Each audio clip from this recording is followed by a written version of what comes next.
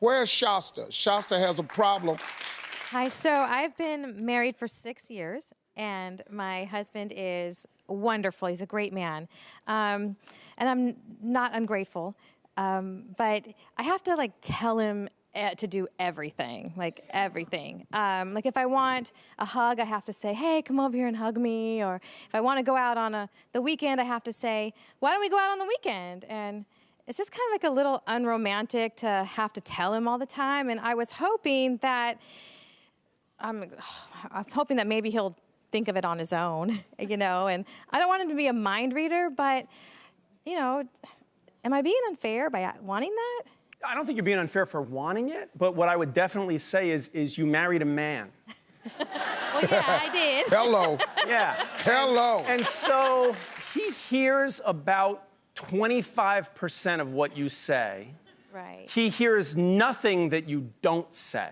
And even of the 25% that he hears you say, he kind of gets 5% of that. Because we'll be sitting next to, any man who's ever been in a relationship, sit next to a woman, what's wrong, babe? Nothing. Oh, okay. Right? Man. Because we don't talk to each other like that, right. men. So getting used to talking to a woman and speaking your language and hearing behind the lines of what you're saying, that is so far beyond. Once you tell him what you want, he's gonna remember it, and he's gonna try to give it to you and make sure your needs are getting met. Now, to take some of the weight off of you of having to say it, because what women get tired of is saying it. Now you feel like you're begging, you're nagging. You know a really slick way to do it? I call them just love notes. Stick-ems, just post stick-ems. The little things you tear off and stick it, just little notes. Yeah. I would love to go on a date with my husband this weekend. If I could get 3 hugs this week, I have a surprise for you. Right. Hello. You can actually make it cool for you. And then he gonna get it. Mm-hmm. But we have to be told a lot of stuff. We don't hear nothing you don't say.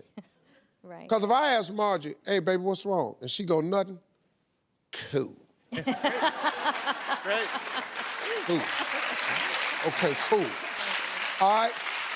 Next is Norma. Norma's got a problem with a sleeping situation. What's happening, Norma?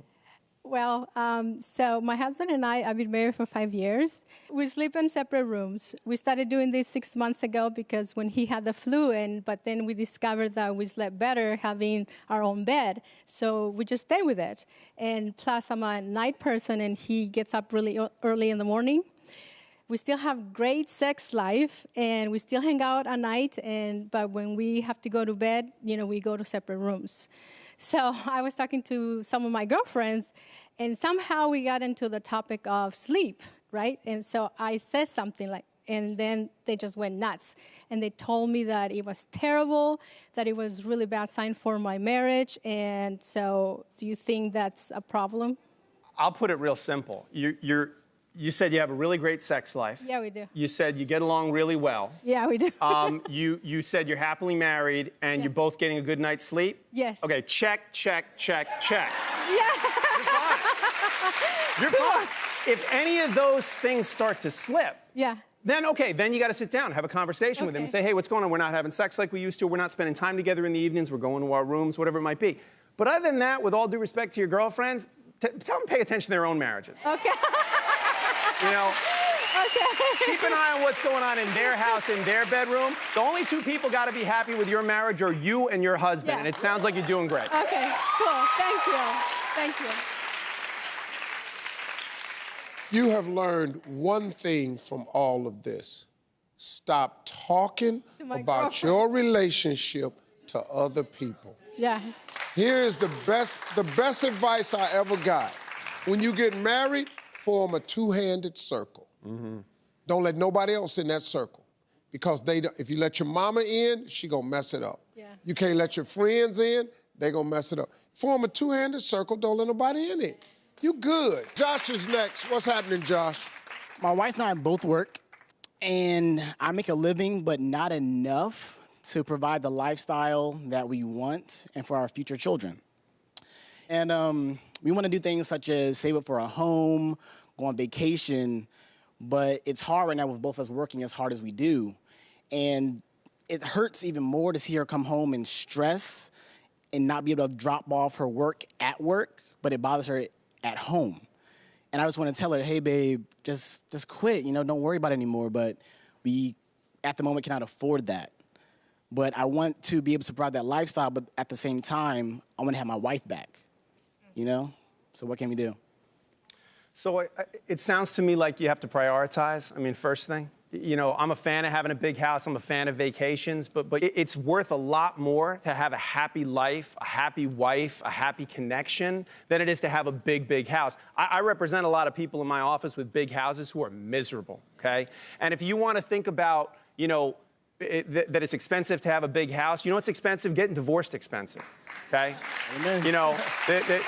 Listen, having a wife who's in a smaller home, maybe you don't go on as lavish of a vacation, but you're happy, you're connected, she's not as stressed, she looks at you as the provider that you're saying you want to be, that might be a more worthwhile investment than worrying about having a bigger house. And the big house will come someday. Okay, I understand where you are. Because you want to have something in life. You want to accumulate some material things. Yes, I mean, it's natural for people to want that. How old are you, my man? 25. Hey, man, you so young. You're in the come-up phase of life. But what James is saying is very true. You have to focus on the happiness. You got to find the little things to be grateful for, because right now, chasing the big house and the vacations is making you lose sight of what you should be grateful for. How about the fact that you're in a house right now? Mm-hmm. How about the fact that you are working right now? Mm-hmm. How about the fact that you are healthy right now? What about the fact that you do have enough to go out on a date night? See, that's what you got to look at. Okay, here's the last thing I'm going to give you. Success is not how far you've come. Success is how far you've come from where you started. Mm-hmm. Just look at where you started. If you look at where you started to where you are, you feel a lot better about yourself. Quit looking at Oprah and Tyler. I got to make $1 billion. Hey, your ass will never be happy. Think about where you were, and now look at where you are. And y'all go on and get yourself a Happy Meal and go to the park and sit around, look at each other, and get all right. You feel me? Yes, sir. All right, that's the way you do it, man. Hey, I want to say thanks for helping us out today, James. My favorite segment. Everybody, pick up a copy of James' book. If you're in my office, it's already too late. It's in stores now. We'll be right back, y'all. Hey, you made it to the end of this video. I got a lot more that you're going to enjoy, so just click to watch the next one. And make sure you subscribe to always know what's happening.